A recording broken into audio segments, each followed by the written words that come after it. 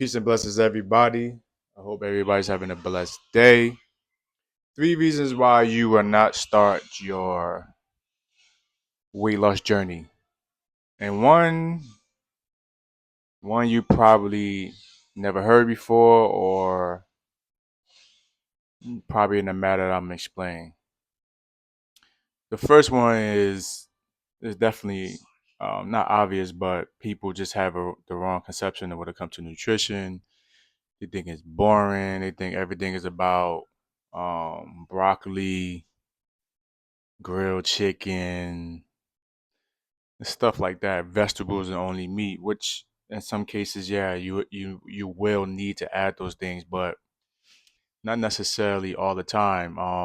Once you really figure out how many calories and protein, carbs, and fats that you need to have, honestly, um, it make everything definitely easier.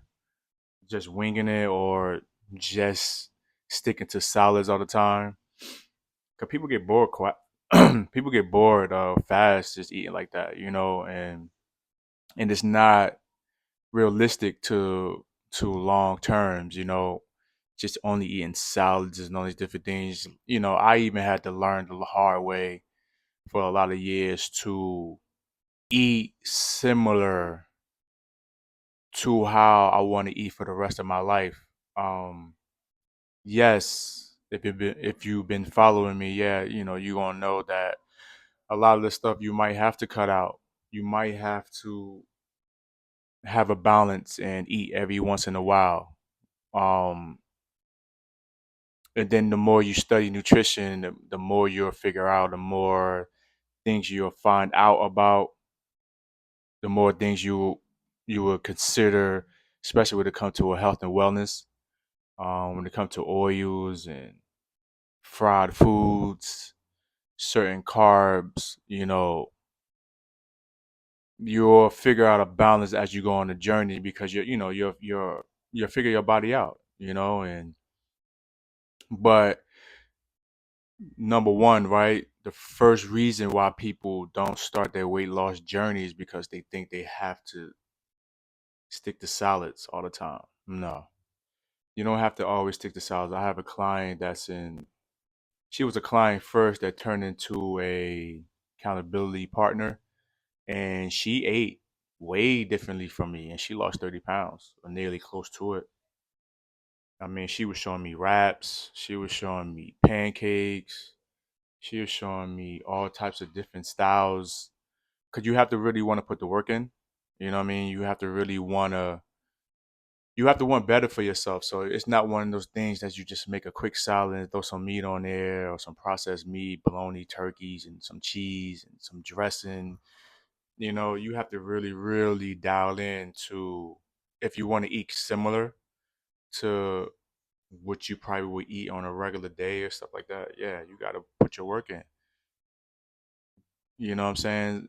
Because a lot of times when you eat at home, you can make food that's less calories and more protein and more, and a reasonable amount of carbs and fats at home than buying it outside.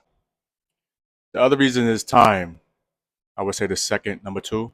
Two is time. People don't think they have enough time to cook for themselves. They don't have time to go to the gym or find an activity. Time.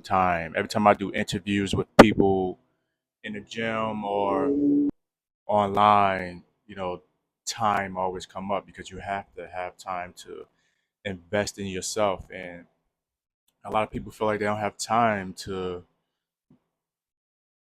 want to, invest in their health. They don't have time to calculate the food. They don't have time to cook. So that's why they wind up picking up anything to eat. You know, they got a huge family and they tired all the time, or I can't go after work, or I can't get up earlier before work, or all these things and it all comes down to excuses, and we all understand because we all have a lot of similarities. I don't train women that got 3 kids single.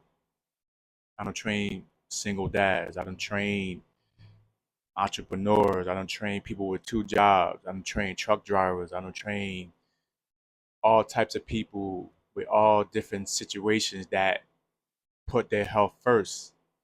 So those experiences that I had, I share, to let you know that you can. It's just that you gotta put the effort in, and because you have to track your food and make sure you get the proper carbs, protein, and fats, and not making bad choices when you get off of work, and because you haven't meal prepped, and so time is the second one, man. Time is, man, people, they coming in, I'm telling you, they be like, I don't have time, and this and this and that, stuff like that. And it is one of those things that if your job tells you to stay an extra hour, or come in an extra hour, or come in earlier and stuff like that, you'll do it. If a girlfriend or homie call you, say, hey, I need you for something that's for them, you will get up extra early, you'll stay extra late, you'll do whatever. But when it comes to ourselves, man, it's super weird that that concern, that rush to do something for ourselves is not the same. So the second reason why people don't start their weight loss journey is because they don't necessarily not just put themselves first, but they don't think they have enough time. And the third reason is, and it's probably something that you probably heard before, but maybe not this way.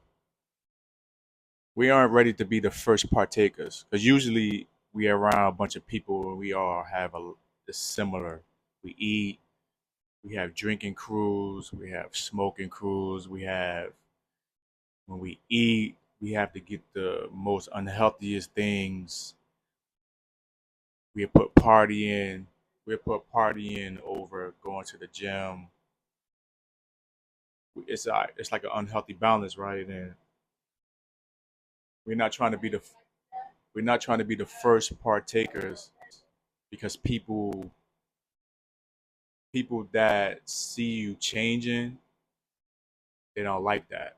It highlights the stuff that they doing wrong. It highlights their stuff. So if you're eating right and you're losing weight, that highlight their unhealthy habits and stuff.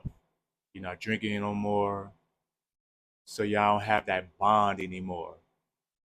It's you know, it's a you're afraid to lose a friend, a family member, a girlfriend, a homeboy. Oh, let's go get out to drink. Let's go somewhere and have a drink. We don't want to be that first partaker. But like, nah, I'm cool on that. We don't want that. We don't want to be the first partakers in that, and it slow downs the process, or even the thought process, to even wanting to do better for yourself, because we are afraid to be the first partaker.